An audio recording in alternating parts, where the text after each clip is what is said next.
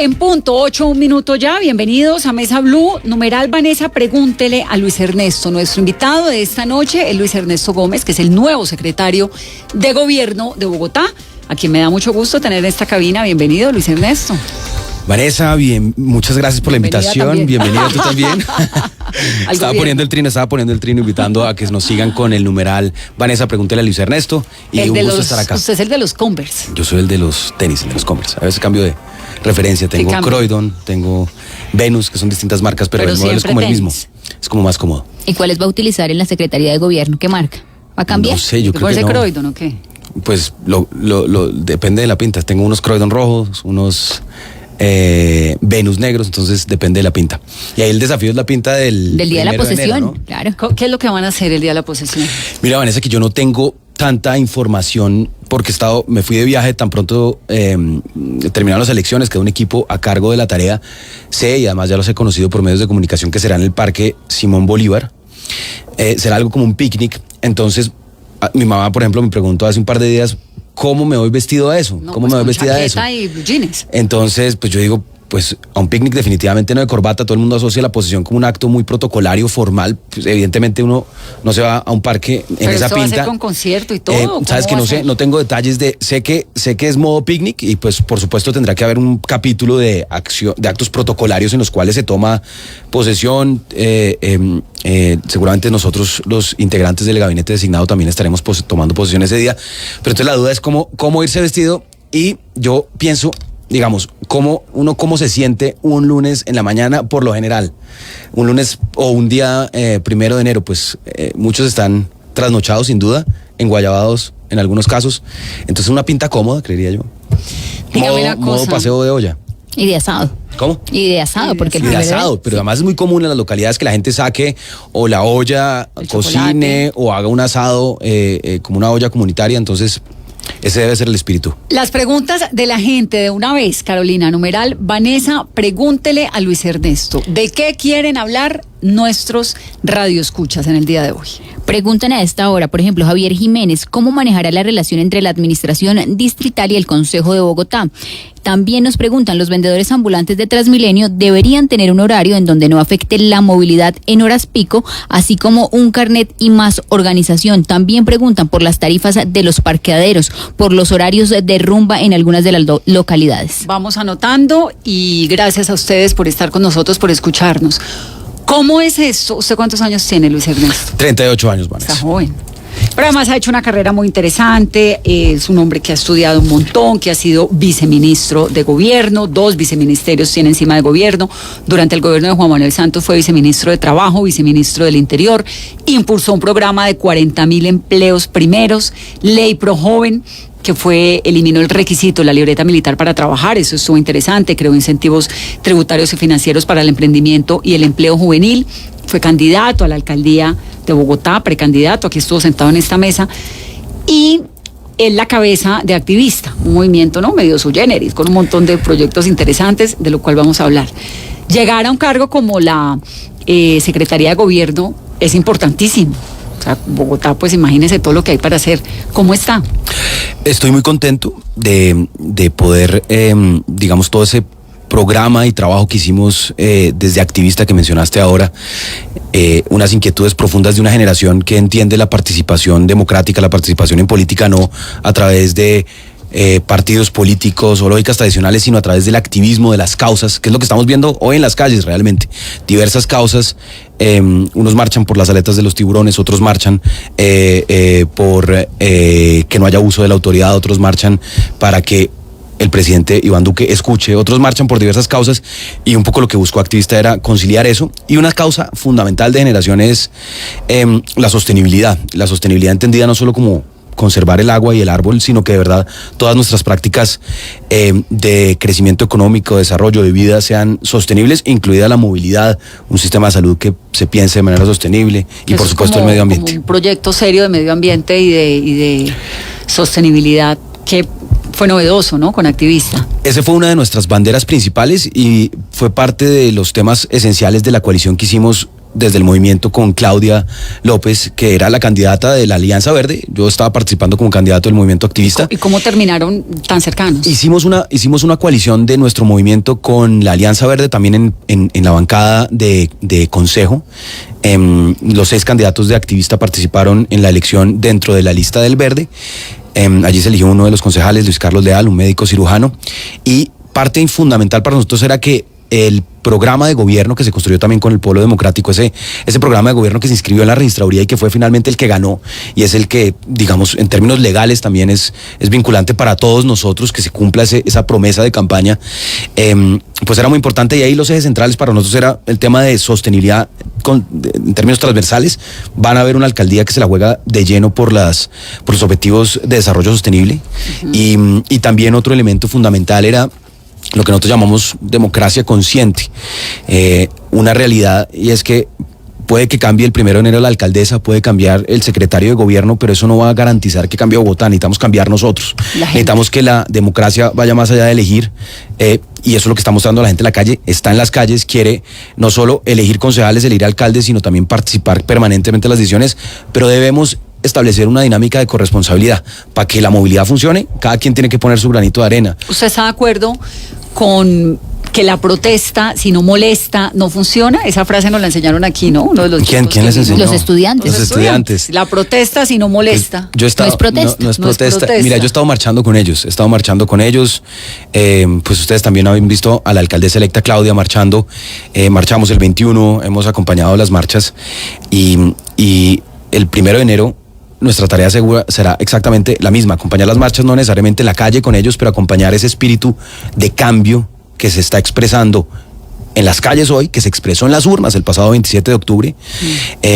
Es un cambio que de verdad, y como dice Claudia reiteradamente, es un cambio, el cambio es imparable y es fruto de un país que supera un conflicto armado, un país que... sí, donde la gente se está sintiendo con más derechos. Entonces ya no hay un enemigo interno, entonces las marchas no son de los guerrilleros versus el Estado y el orden, sino son jóvenes con reclamos legítimos de acceso a oportunidades de educación de calidad, de sostenibilidad, de empleo, y lo que tenemos que hacer es parte de esas marchas, pero ahora obviamente con la capacidad de una alcaldía que se ponga al servicio de esas legítimas aspiraciones que está expresando esa generación en las calles. ¿Cómo va a manejar la alcaldía de Claudia López y ustedes de la Secretaría de Gobierno a partir del 1 de enero, por ejemplo, los bloqueos de Transmilenio?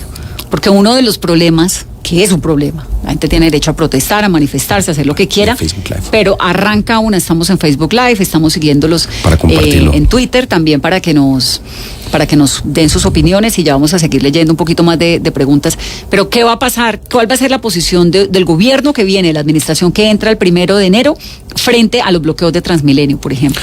Entonces, las protestas, como te decía anteriormente, tienen un origen legítimo en aspiraciones legítimas de una generación que quiere educación de calidad, que quiere ser tenida en cuenta en las decisiones de la ciudad y del país, especialmente porque la protesta finalmente se desarrolla especialmente frente a la administración nacional, al gobierno del presidente Iván Duque. Tienen aspiraciones legítimas de reivindicaciones laborales, unas preocupaciones que expresaron frente a un posible paquete de reforma laboral que definitivamente era regresivo, iba en contra de las conquistas de la clase trabajadora del país y el Código Sustantivo del Trabajo. Y digamos que el espíritu de esa protesta hay absoluta coincidencia en esos objetivos. Pero una cosa es que tengamos coincidencia y otra que celebremos o que entendamos que está bien afectar el sistema de transporte masivo, digamos. Los marchantes tienen que tener garantía para marchar por las calles, Vanessa. Tenemos que asegurarnos que también, esa idea de que las marchas tienen que ser por los andenes, pues eso no tiene sentido, digamos. Está bien, pero entonces ojalá logremos unos protocolos que permitan, definimos las rutas, definimos los recorridos, permite, obviamente en coordinación con la Secretaría de Movilidad, de reorientar el tráfico, pero lo que no está bien es que en ningún momento que se vandalice nada, digamos, ninguna infraestructura, ni la pública ni la privada. Pero, digamos, es un llamado a quienes salen y quienes eventualmente han participado de esos actos vandálicos, que además ojalá haya procedimientos efectivos de judicialización para que esto no ocurra más, pero a quienes afectan no es al presidente Iván Duque, a quienes afectan no es al alcalde, a quienes es a la gente de la vida cotidiana a la gente de la vida cotidiana, que además es por ellos, por quienes están luchando esas causas, son potencialmente los principales beneficiarios de que haya mejores condiciones laborales, reivindicaciones de educación superior de calidad, en fin, una serie de demandas, expectativas legítimas que están pidiendo las personas en las calles.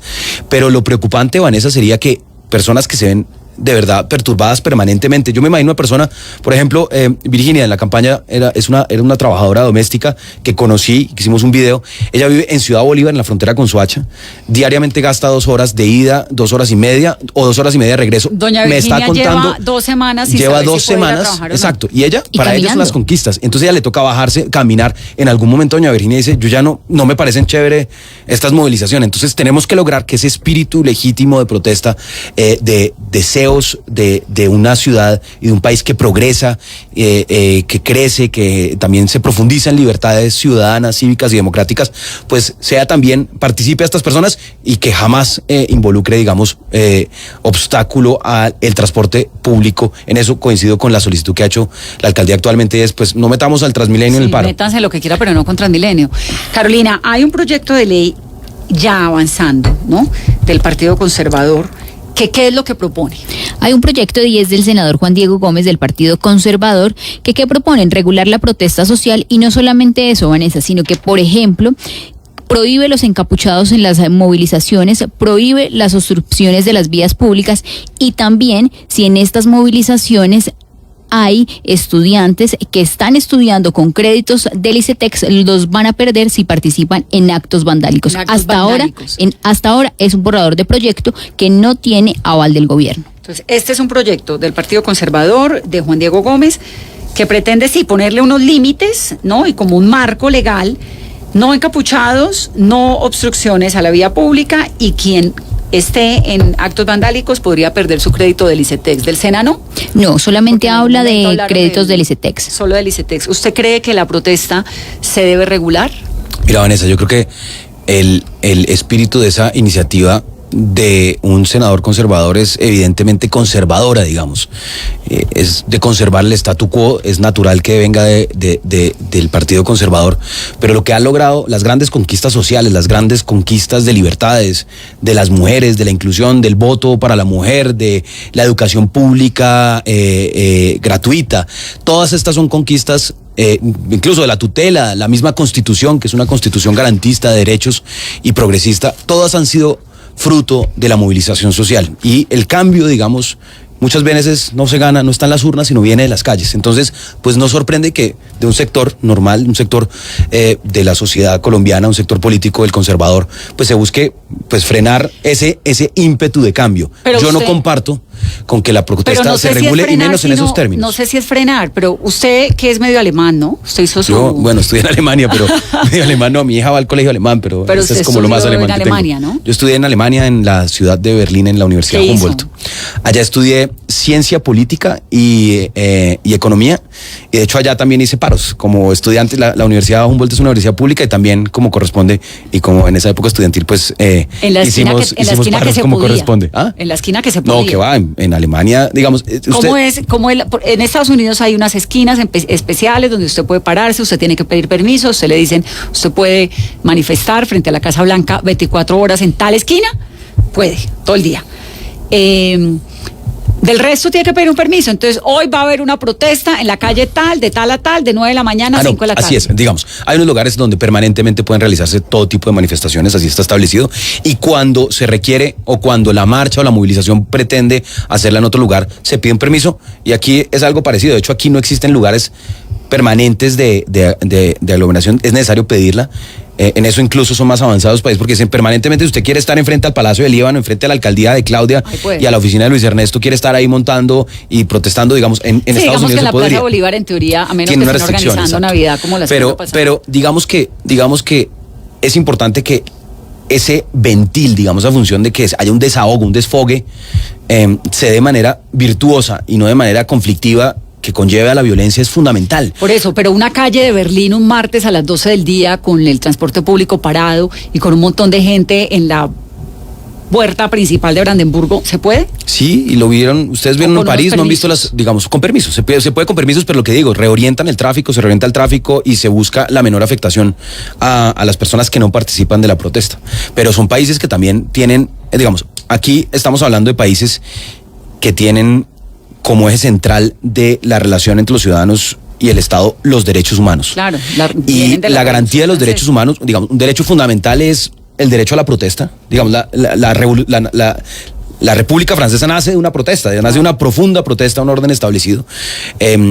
Y por eso, insisto, Vanessa, yo creo que aquí el enemigo no es la protesta ni el espíritu legítimo de cambio que está motivando, sino lograr que esto nos permita convivir, nos permita lograr canalizar esas expresiones. ¿A qué me refiero? Hay muchas personas que quieren desahogarse y rayar una pared y hacer un graffiti. ¿Qué pasa si nosotros le colaboramos, por ejemplo, que lo hagan sobre un telón y les permitimos que esos telones, porque obviamente no es para que lo guardemos, sino le permitimos que esos telones sean exhibidos durante un periodo en los puentes de la ciudad? Pues no dañamos una pared, no tenemos que pintarla, pero garantizamos que esa expresión esté y que ese sentir ciudadano pueda tener un espacio. ¿Qué pasa si logramos que muchas de las personas que quieren expresar la protesta a través de cultura, arte, como lo hicieron los músicos este fin de semana, que fue, pero además te digo que eso es una lección para todos los que dicen trabajen vagos, y es, a ver, en domingo protestamos, es decir, no nos toca trabajar en domingo, sí, creo. Trabajamos de lunes a viernes. Trabajamos de lunes a viernes y podemos, entonces, lo hacemos además de manera pacífica. Lo hacemos además con arte, cultura, música. Yo no veo por qué hay que tener a eso, porque hay que temerle a eso, Vanessa. Yo veo ahí una sociedad que está cambiando profundamente. Eso es bien inspirador, y a la gente le gusta y no pasa nada. La angustia pasa cuando ocurren episodios, pues como el que vimos el 21, el 22, ¿no? Esa semana, esos episodios de vandalismo, cuando la gente comienza a no poderse ir a su casa, cuando la vida cotidiana se vuelve impredecible. Digamos, exacto. Porque eso es lo que no, se ha vuelto una ciudad donde usted se levanta y usted sabe cómo arranca el día, pero usted a las 5 de la tarde no tiene ni idea qué pasa. Eso es lo que pasa cuando nos dividimos entre buenos y malos. Entonces los buenos son los que quieren que permanezca el orden, los malos son los que protestan un poco, y en eso es una responsabilidad gigantesca la que tienen ustedes como medios de comunicación de lograr que la cobertura, digamos, de estas movilizaciones sea ponderada, que no predomine, digamos, la cobertura de los actos de cuando hay un desmano, cuando hay un acto de criminalidad simplemente, y que logre brillar también justamente esas expresiones constructivas. ¿Qué es lo que pasa, Vanessa? Cuando hay un sentimiento y un ímpetu de cambio tan profundo como el que vive hoy Colombia, no solo Bogotá, Colombia, que se expresó claramente en las urnas con la elección del alcalde de Medellín, de Bogotá, la alcaldesa de Bogotá, alcalde en Cartagena, Cúcuta, Cali, digamos, hay un profundo deseo de cambio, se expresó en las urnas. Ese profundo deseo de cambio está hoy en las calles. Si ese profundo deseo de cambio se contiene y se reprime, lo que va a haber es generar más tensiones. Sí, Lo que tenemos es que entender que este cambio, como decíamos ahorita, este cambio es imparable indiscutiblemente, y tenemos que ver cómo logramos que eso se canalice de manera virtuosa en las expresiones artísticas, culturales, ciudadanos de protesta, y que podamos ver, digamos, y en eso tendrán quienes decidan protestar, marchar no solo incluso contra la administración entrante, contra la protesta que buscan, que tendrán absolutamente todas las garantías para realizarla, que tendrán en la fuerza pública y desde la alcaldía tendrán un acompañamiento que el ESMAD, sin duda alguna, y esto es un tema que genera hoy mucha es que para mucha allá sensibilidad, voy, porque de cada debe ser exclusivamente un último recurso. 3 preguntas que nos están entrando, Carolina, tienen que ver con el SMAT. Y si va a influir realmente en una de las propuestas o de lo que se le ha escuchado al nuevo secretario de gobierno es vestirlos de blanco. Esa es una pregunta que sigue en las redes sociales. Bueno, sobre eso quiero incluso tomarlo con algo de humor. Yo no propuse vestir el SMAT de blanco. Y Vanessa, que conduce un programa de opinión, en alguna oportunidad estábamos en Voces RCN hace ya varios meses, y en Voces RCN había un inconveniente con una marcha, y me preguntaron, bueno, ¿qué pasa?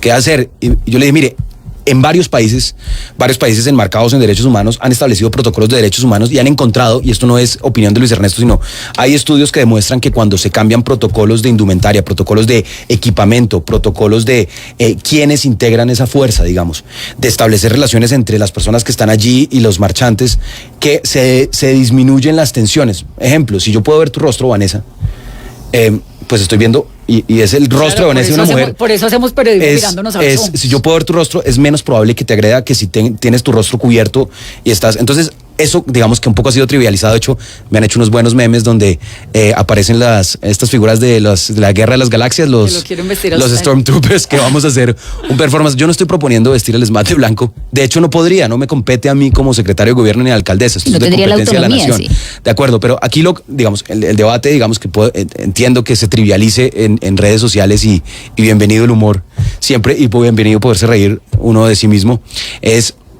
Tenemos que asegurar primero que se cumplan los protocolos que dejamos.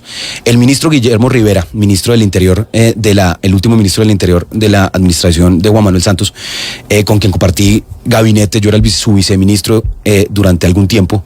Nosotros trabajamos unos protocolos de derechos humanos que hoy están vigentes, unos protocolos de protesta pacífica que se expidieron mediante resolución y que no se están aplicando en lo más mínimo, Vanessa.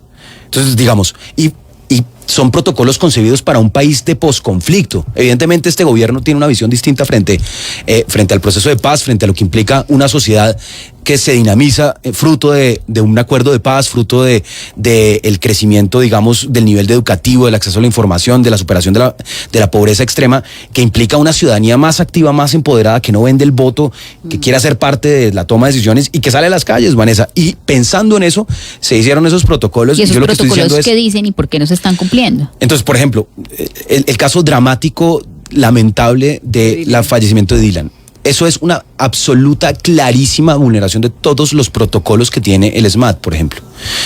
El SMAT no puede utilizar estas armas jamás apuntando por encima de la cintura, jamás a esa distancia, jamás en un marco como lo vimos y lo vieron todos los colombianos en el video. Esto es una absoluta vulneración de derechos humanos, esto es un absoluto y claro, pues digamos, ruptura del protocolo, pero además no podemos permitir que ningún joven en Colombia, ni de los que marchan, ni de los que hacen parte de la fuerza pública, pierda su vida, pierda un oído, pierda una extremidad. No, como es el caso de Chile.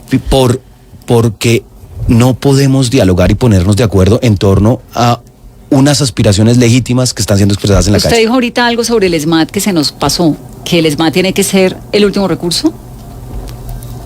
Último absoluto recurso. La protesta tiene un espíritu pacífico. El SMAT o la fuerza pública está para proteger la integridad física de quienes protestan, de quienes marchan, y la integridad física de quienes no marchan y obviamente de la infraestructura. El SMAT debe exclusivamente intervenir si hay una situación de confrontación, de desmanes, de desórdenes, y debe ser un acompañamiento cívico, debe haber una coordinación entre la administración, y en eso me pongo desde el día cero a absoluta disposición de quienes pidan a la Alcaldía Mayor de Bogotá, en nuestra Secretaría de Gobierno, un permiso para una movilización, acompañamiento desde el minuto cero, preguntarles qué requieren.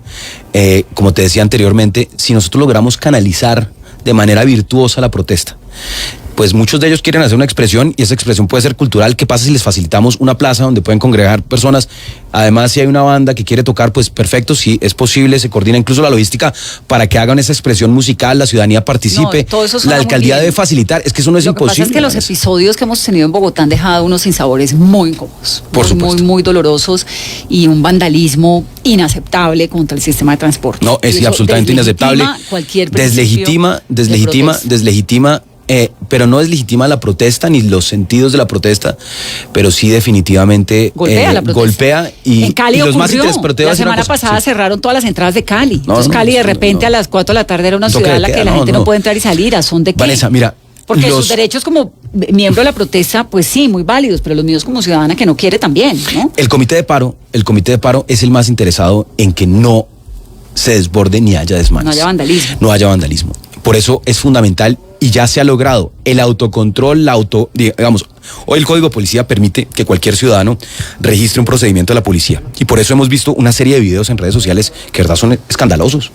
Y la policía tiene que dar las explicaciones. Y la fuerza pública tiene que dar las explicaciones. La Procuraduría, que disciplina a quienes cometan este tipo de faltas disciplinarias o en algunos casos incluso delitos, debe intervenir. La Fiscalía de igual manera. Pero también necesitamos que los que manifiestan nos ayuden a garantizar que quienes participan de la protesta se rechazan. Y hemos visto infinita cantidad de momentos donde, por ejemplo, dicen no raye la pared, los mismos marchantes aíslan a los estudiantes. Entonces, yo creo que aquí tenemos que apelar a la capacidad de todos de vernos a la cara, de entender que hay diferencias y de ver cómo logramos convivir en esta ciudad maravillosa, plural, diversa, desde las legítimas y profundas demandas ciudadanas que tiene hoy una nueva generación. ¿Qué fue lo que ocurrió con María Fernanda Pérez, Carolina? A esta hora, 8:25 de la noche, ¿qué sabemos? Un misterio, es un misterio completo, Vanessa, no se sabe dónde está en libertad, no sabemos si está en su casa. Durante el día hemos intentado ubicarla con los líderes de las movilizaciones de las diferentes universidades. No sabemos nadie si estudia sabe. en la Nacional o sí. Los líderes de la Universidad Nacional dicen que aún no tienen confirmado si ella es estudiante de la Universidad Nacional. Lo mismo nos dicen los líderes de la Javeriana, de la Universidad Pedagógica, no tienen ninguna información. Se ha manejado con total hermetismo. ¿Por qué? Es muy raro el caso, y detrás de esta historia la única persona que ha hablado es la persona que graba el video y que fue viral en redes sociales. Ella no tiene información, no conocen de su paradero, no saben dónde vive, no saben el nombre del novio. Ellos eran una pareja, ¿no? Una pareja. En un carro, él era... La información que tenemos es que es una escolta. Trabajaba como escolta, está sin trabajo, iba con su esposa, iban a hacer un servicio de Uber en el norte, iban a recoger un servicio y se atreven a grabar y hacer la persecución del vehículo. Su vehículo termina al final del episodio estrellado. Es en una de las entrevistas, la única entrevista que han concedido, se le concedieron a Ricardo Espina, director del servicio informativo en Meridiano Blue. Y dicen que terminó estrellado cuando cerraron el carro.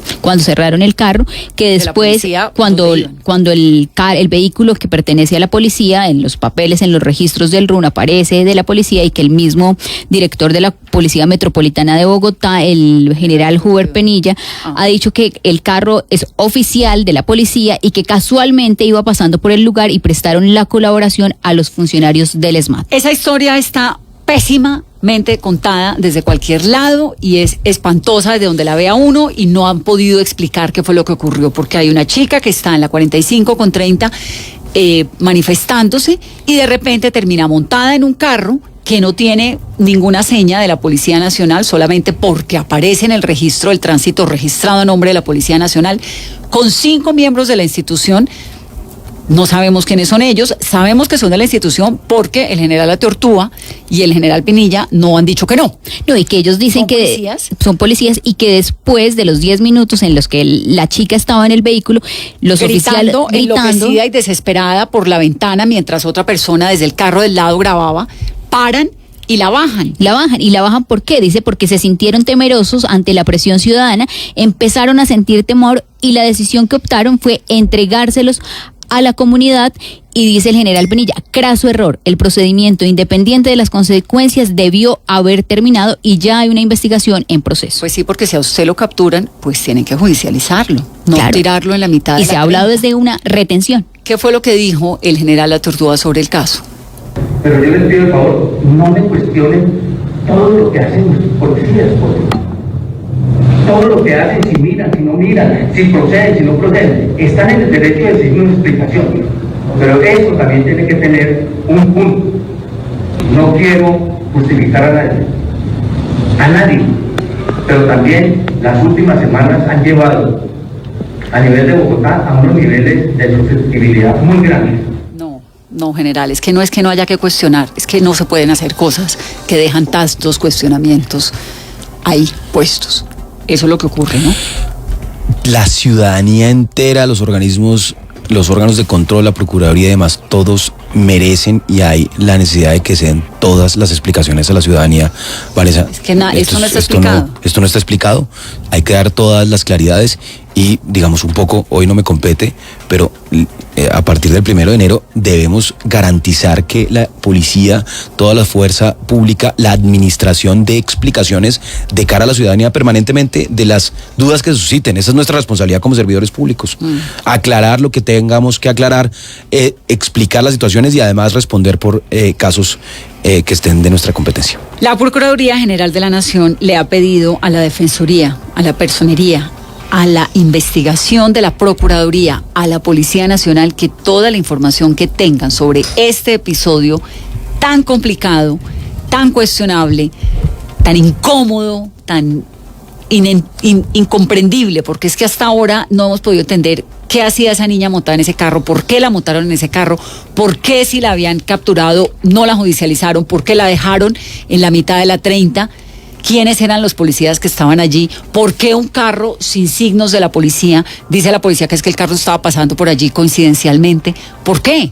Ahí hay demasiados porqués que aún no han sido contestados. Y la Procuraduría está haciendo lo mismo, pidiendo esas respuestas. Son las 8:31 de la noche. ¿Otro por qué? ¿O para qué? ¿O qué? ¿Qué hubiera pasado si no graban?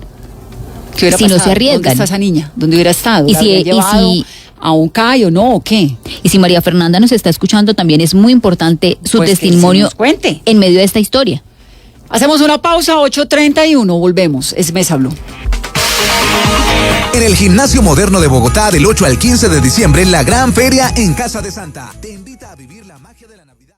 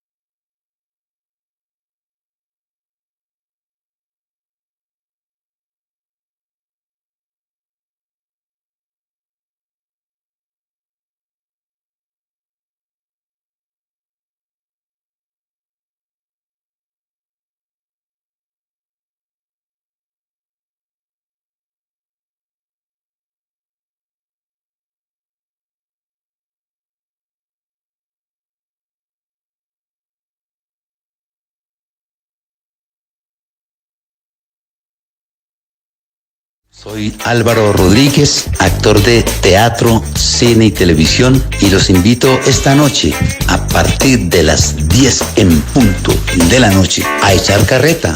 Vamos a hablar de teatro, vamos a hablar de cine, vamos a hablar, pues bueno, de toda esta cantidad de actividades tan importantes. Espero que hagan preguntas y espero que se vuelva un diálogo muy grato. Vamos a mamar gallo y bueno, a conocernos muchas de nuestras cuitas. Un abrazo, amigos. Los esperamos con los oídos y el corazón abierto. Felicidades. Bla Bla Blue. Conversaciones para gente despierta. De lunes a jueves desde las 10 de la noche por Blue Radio y bluradio.com. La nueva alternativa.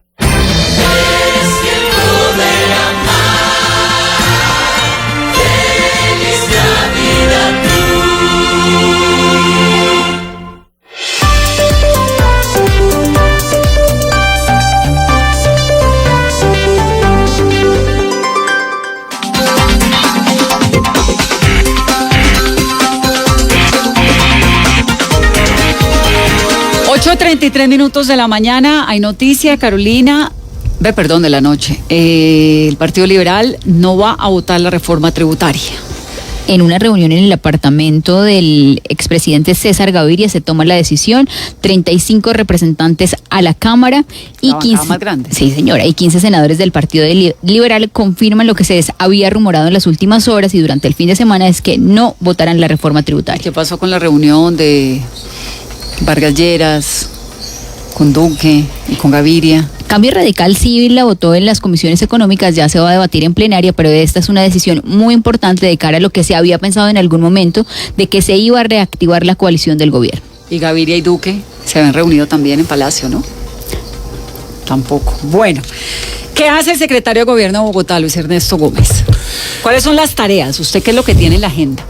Bueno, un tema fundamental es la democracia y la participación en todas las expresiones. La democracia representativa que está en el Consejo de la Ciudad, y es decir, cómo se construyen esas relaciones políticas de mayorías con el Consejo de la Ciudad. La democracia participativa, que es de lo que habíamos hablado, hablamos toda la otra mitad del programa, y es la gente en las calles, la gente en la participación ciudadana para la construcción del plan de ordenamiento territorial, del plan de distrital de desarrollo, y obviamente las relaciones políticas también con el Congreso de la República, porque hay muchas iniciativas que involucran a Bogotá.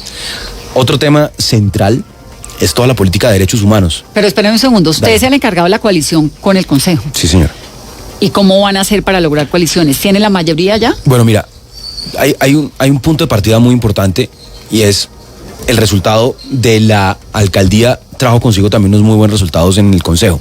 Hay una bancada de Polo Verde de 16 concejales. Necesitan 23.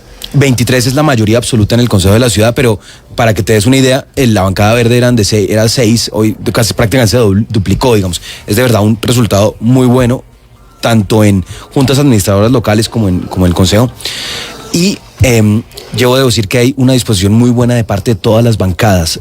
Todas se han signalizado un interés de declararse no de oposición, sino en independencia. Obviamente la bancada del Polo Verde automáticamente, exacto. Yo creo que eso de verdad no lo tomamos como un tema menor, lo recibimos como un gesto, digamos, de darle un compás de espera a la administración. Yo creo que ellos están interpretando también que el sentir en las calles no es de hacer una oposición, digamos, a rajatabla, decirle no a todo, sino de verdad de buscar unos mínimos consensos, de sacar adelante la ciudad, porque además el resultado electoral, Vanessa, si te das cuenta, rechazó los extremos. El resultado electoral se estuvo sorteando en el centro, en propuestas constructivas tanto de Claudia como de Carlos Fernando Galán.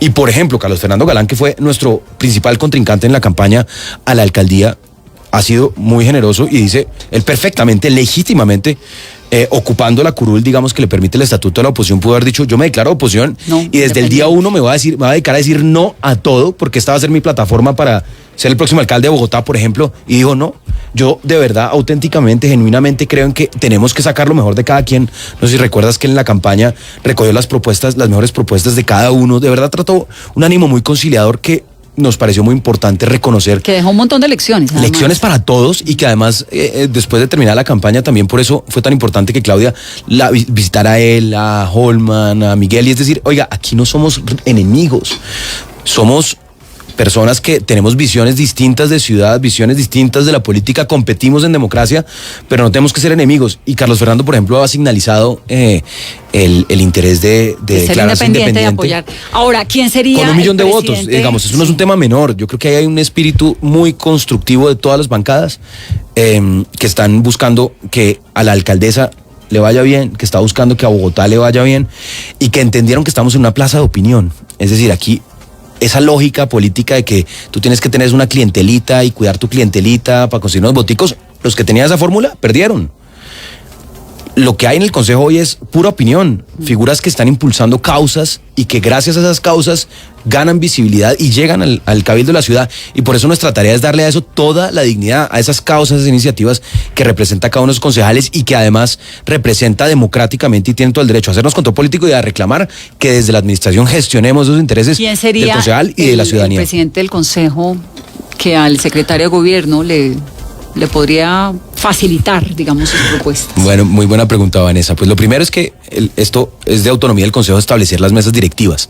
Ellos la usanza es que al inicio de la administración se hace un acuerdo de coalición, no de gobierno, sino de coalición de funcionamiento para el Consejo. Es decir, quién va a tener la presidencia, perdón, en el primer año, en el segundo año, quiénes van a tener las presidencias de las distintas comisiones de gobierno, de plan, de presupuesto, y están en esos diálogos entre todos ellos, de verdad todos con un ánimo muy constructivo, facilitando, están conversando los liberales, el Polo, conservadores, el Mira, todos están conversando sobre cómo debe ser esa coalición de funcionamiento del Consejo.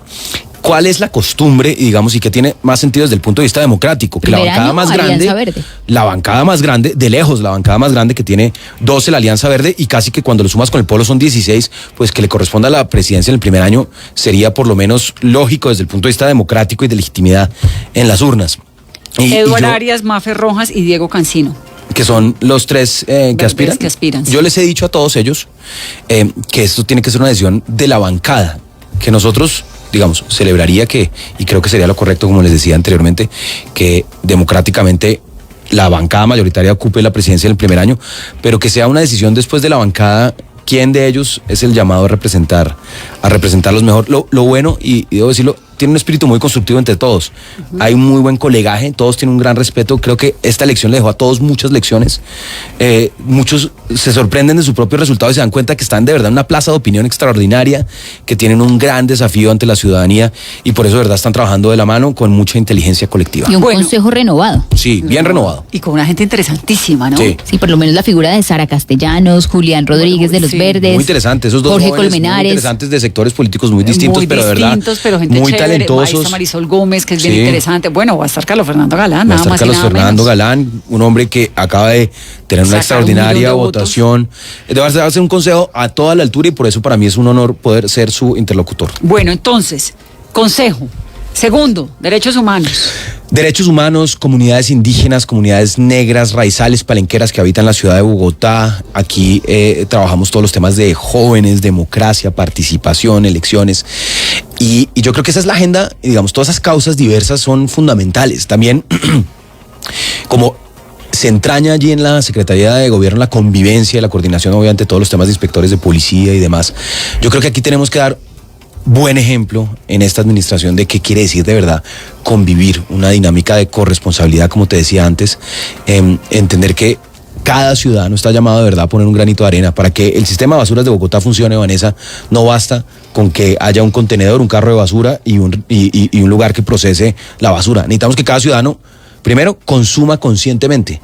Cada persona que llega a comprar al supermercado, en una tienda, puede escoger y dice, oiga, si eso tiene un material no reciclable, como por ejemplo el licopor, no lo compro. Eso ya nos empieza a ayudar en el reciclaje en Bogotá. ¿Y cómo dispongo de este residuo? Entonces, aquí hay una corresponsabilidad en todos los temas, en movilidad, en reciclaje, en comportamiento, en seguridad. Parqueaderos. Y desde Tengo un ahí oyente vamos a que le pregunta, impulsar esto. Mire, esto es importante. Parqueaderos de Cristo Rey, calle 98 con avenida 19 en el Teatro La Castellana. La Defensoría de Espacio Público no ha podido y la solución en parte depende de la Secretaría de Gobierno.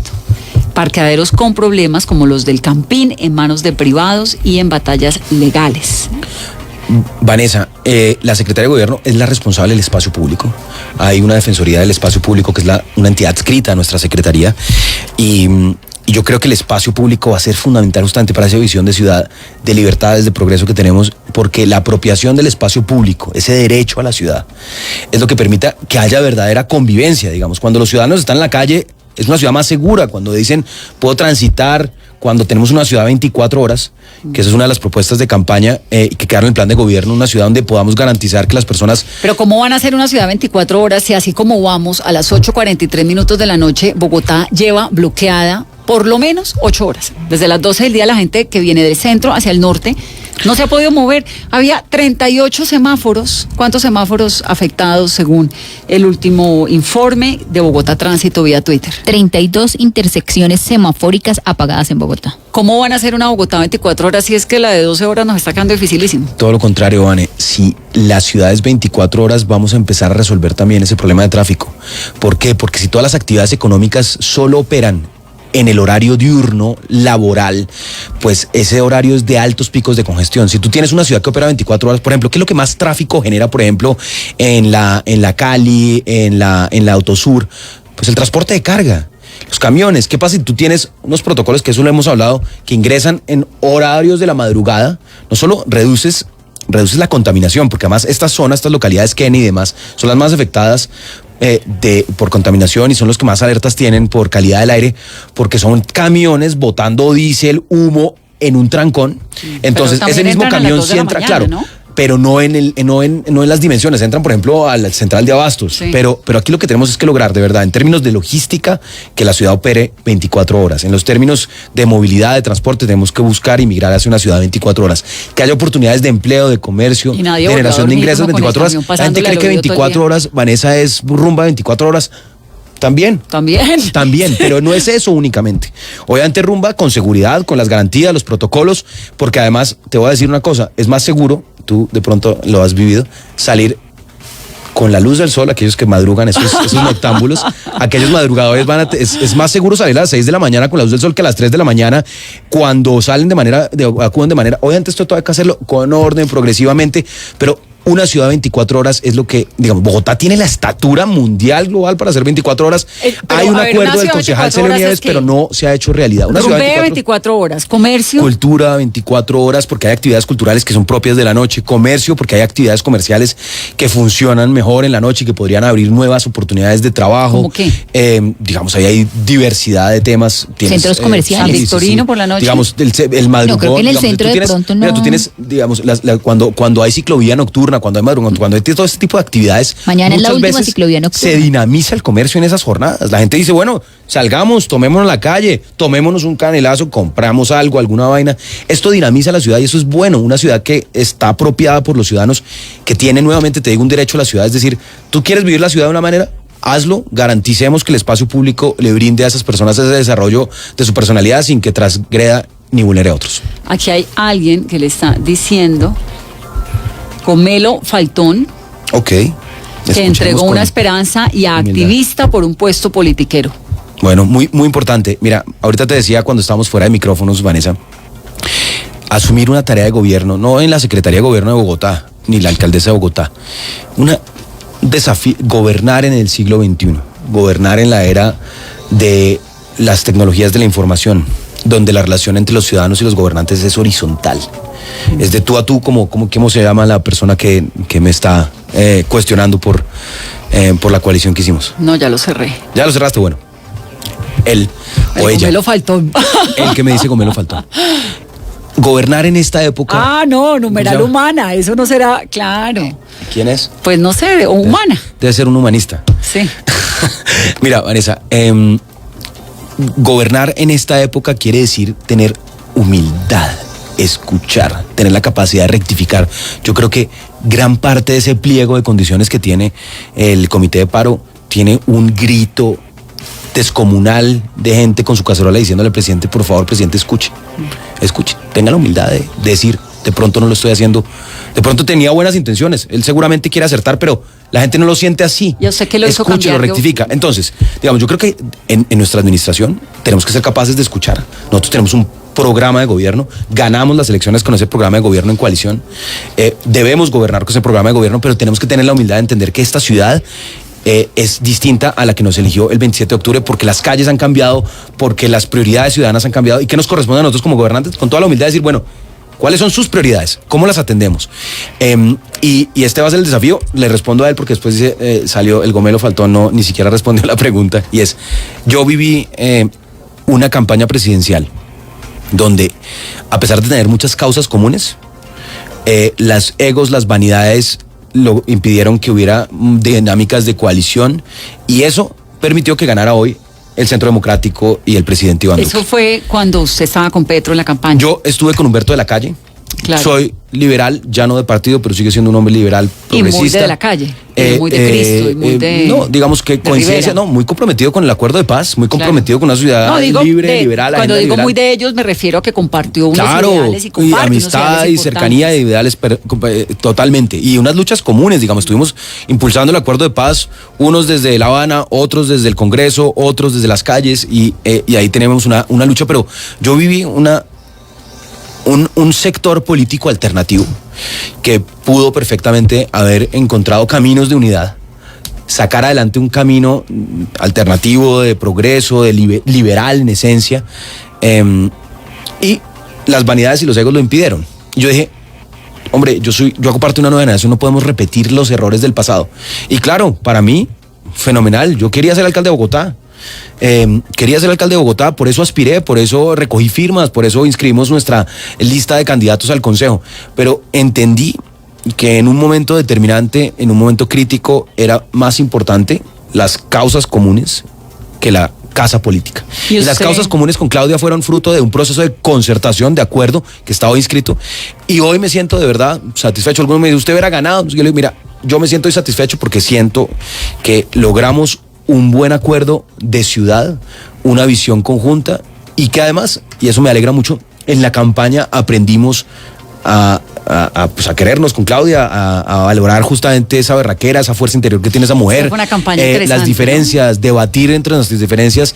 Y yo hoy me considero un amigo de Claudia, más allá de la relación política que podamos tener, un amigo porque la admiro, me parece una mujer con una fuerza interior berraca, ahora, usted inspiradora, va a ser secretario de gobierno y me 4 años, honra acompañarla. O 3 como el anterior, para dar el siguiente paso. Entonces, ¿cuál es el siguiente paso? Candidatura a la alcaldía. Mira, yo creo que es una pendejada, Vanessa, planear en el largo plazo en la política en Colombia. En la política en largo plazo en Colombia es 1 hora. Esto es muy cambiante. Digamos, yo estuve con Claudia recorriendo las calles 9 meses de Bogotá. Y te soy sincero, y me considero una persona con algo de olfato y de entendimiento político, y no vi esto venir. Lo digo con toda sinceridad. No vi venir ese despertar ciudadano que estamos viviendo hoy. No del comité de paro, digamos. Eso ya se anunciaba, que iban a escribir una marcha, eso ya se sabía. Pero que la gente iba a salir esa noche con su cacerola a marchar, que las mujeres iban a hacer un performance del violador eres tú, mujeres que jamás se habían puesto en esa tarea, empoderadas, unas voces. Esto es un despertar fascinante y no lo veía venir. Entonces por eso te digo, planear ahorita, y Carolina te respondo, planear ahorita que si iba a ser el próximo candidato a la alcaldía, o digamos, es absolutamente... Vamos paso por paso. Sí, y es una de las preguntas de los tuiteros también. Sí, Carolina, yo respondo todas las preguntas. Cada día trae su afán. No, está bien, esa es la tarea. Y mi tarea es responder. Aquí no te vamos a ir, Carolina, siguiente pregunta. Siguiente pregunta, periodista.